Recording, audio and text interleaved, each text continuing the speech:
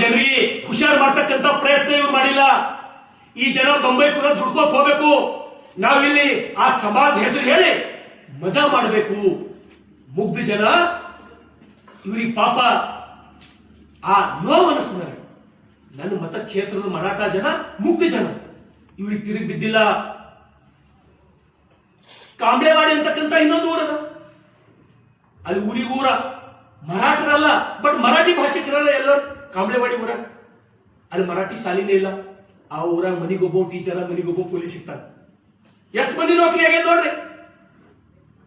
ನಾ ಎಷ್ಟು ಊರುಗಳು ಹೇಳಿನಿ: ಎಕ್ಕಂಬ, ಹಂದ್ರಾಳ್, ಕೋಟ್ಮಾಳ್, ಮಾಚನಾಳ್, ಹನುಮಂತವಾಡಿ, ಅಂಬೇವಾಡಿ. ಈ ಊರೊಳಗೆ ನಿಮ್ಗೆ ಎಷ್ಟು ಮಂದಿ ಅಧಿಕಾರಿಗಳು, ಎಷ್ಟು ಮಂದಿ ನೌಕರಿ ಆಗ್ಯಾವ ತಾವೊಂದ್ಸಲ ನೋಡ್ರಿ. ಮಾಧ್ಯಮ ಸ್ನೇಹಿತರು ಏನ್ ಮಾಡಬೇಕು ಪಾಪ. 5ನೇ ತನ ಮಾಸ್ಟರ್ಗಳು ಕಲಿಬೇಕು, 5ನೇ ತನ ಕೋಟ್ಮಾಳದಾಗ ಕಲಿಬೇಕು ಸಾಲಿ. ಹೈಸ್ಕೂಲ್ ಎಲ್ಲಿಗೆ ಹೋಗ್ಬೇಕು ಅವರು?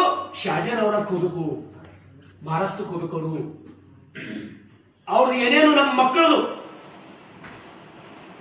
ಏನೇ ಲಾಸ್ ಆಯ್ತು ಅವರು ಶಾಜಾನ್ ಅವರಕ್ಕೆ ಹೋಗ್ತಾರ. ಸರ್ ಬರ್ರಿ ಸರ್.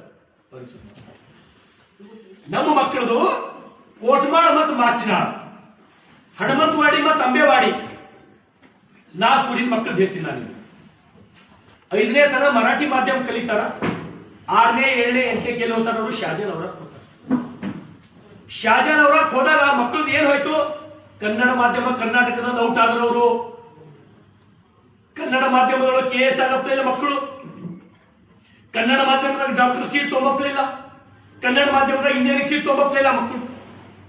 ನೋಡ್ರಿ, ಕನ್ನಡ ಮಾಧ್ಯಮದಿಂದ ರಿಸರ್ವೇಶನ್ ಇತ್ತು, ಮಕ್ಕಳು ವಂಚಿತ ಅದು. ಮುಂದ ಮಕ್ಕಳು ರೂರಲ್ ಹೋಯ್ತು.